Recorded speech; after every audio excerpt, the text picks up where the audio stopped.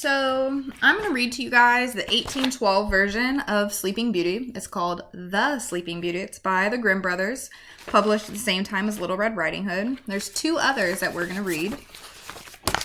I annotated them this weekend. One of them is Charles Perrault's, and that's from France in 1697. And then there's another from somebody in Italy, and he published his in 1634, and his name's Basile. So those are the other two, and I'm going to read you the Grimm brothers one.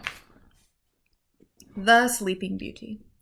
In times past, there lived a king and a queen who said to each other every day of their lives, "Would it that we had a child," and yet they had none.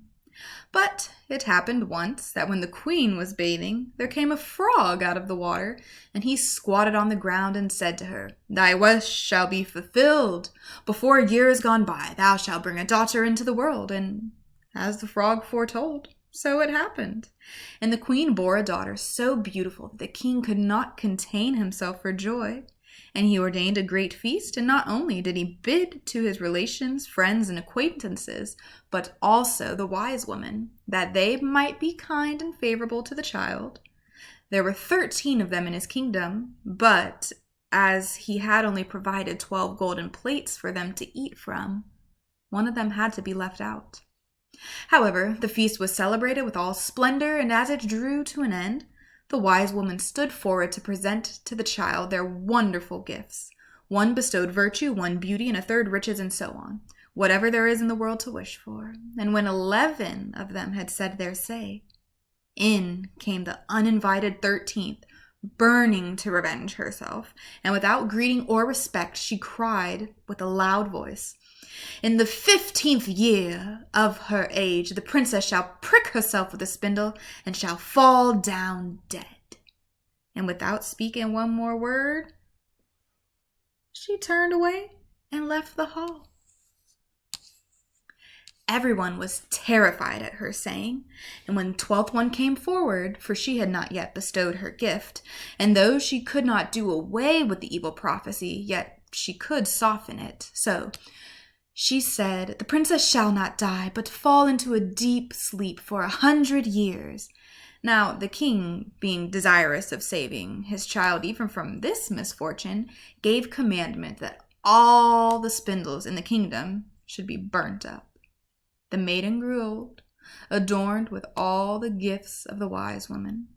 And she was so lovely and modest and sweet and kind and clever that no one who saw her could help but loving her. It happened one day, she being already 15 years old, that the king and queen rode abroad, and the maiden was left behind alone in the castle. She wandered about into all the nooks and corners, and into the chambers and the parlors, as a fancy took her, till at last she came to an old tower. She climbed the narrow winding stair, which led to a little door with a rusty key sticking out of the lock. She turned the key, and the door opened, and there in the room sat an old woman with a spindle, diligently spinning her flax. "Good day, mother," said the princess. "What are you doing?" "I am spinning," answered the old woman, nodding her head. "What thing is that twists round so briskly?" asked the maiden, and taking the spindle into her hand, she began to spin. But no sooner had she touched it than the evil prophecy was fulfilled, and she pricked her finger with it, and in that very moment she fell back upon the bed that stood there, and lay in a deep sleep, and this sleep fell upon the whole castle.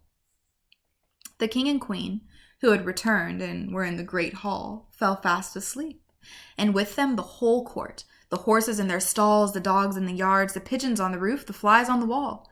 The very fire that flickered on the hearth became still and slept like the rest, and the meat on the spit ceased roasting, and the cook, who was going to pull the scullion's hair from some mistake he had made, let him go and went to sleep. And the wind ceased, and not a leaf fell from the trees about the castle. And then round about that place grew a hedge of thorns, thicker every year, until at last the whole castle was hidden from view, and nothing of it could be seen but the vane on the roof. And a rumor went abroad in all the country of the beautiful sleeping Rosamond, who for For so was the princess called. And from the time, y'all see I'm starting to mess up. From the time. And from time to time, many kings' sons came and tried to force their way through the hedge. But it was impossible for them to do so, for the thorns held fast together like strong hands, and the young men were caught by them, and not being able to get free, they died there a lamentable death. Many a long year afterwards, there came a king's son into that country, and heard an old man tell how there should be a castle standing beyond the hedge of thorns, and that there a beautiful enchanted princess named Rosamond. I want to say Ramona. It doesn't look like Ramona, but I don't know why I want to say Ramona every time. Named Rosamond had slept for 100 years, and with her the king and queen and the whole court.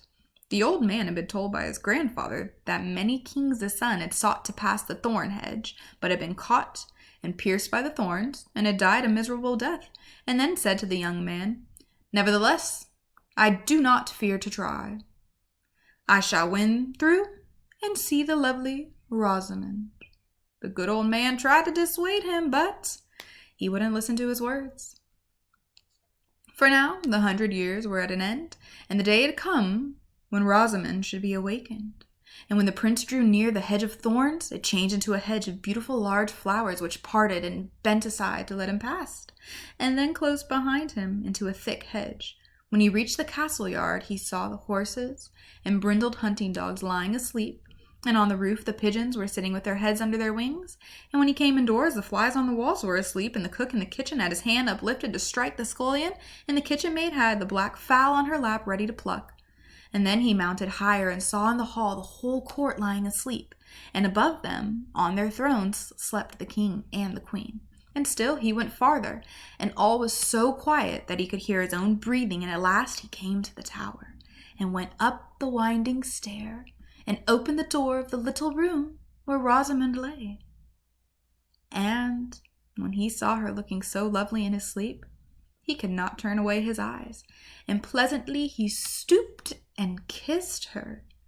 And she awakened and opened her eyes, and looked very kindly on him. And she rose, and they went forth together. The king and the queen and the whole court waked up, and gazed on each other with great eyes of wonderment.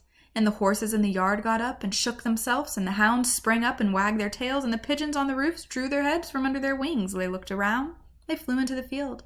The flies on the wall, they crept up a little farther, and the kitchen fire leapt up and blazed, and cooked the meat, and the joint of the spit began to roast, and the cook gave the scullion such a box on the ear that he roared out, and the maid went on plucking the fowl. And then the wedding of the prince and Rosamond was held with all splendor, and they lived verily, they lived very happily together until their lives' end. The end.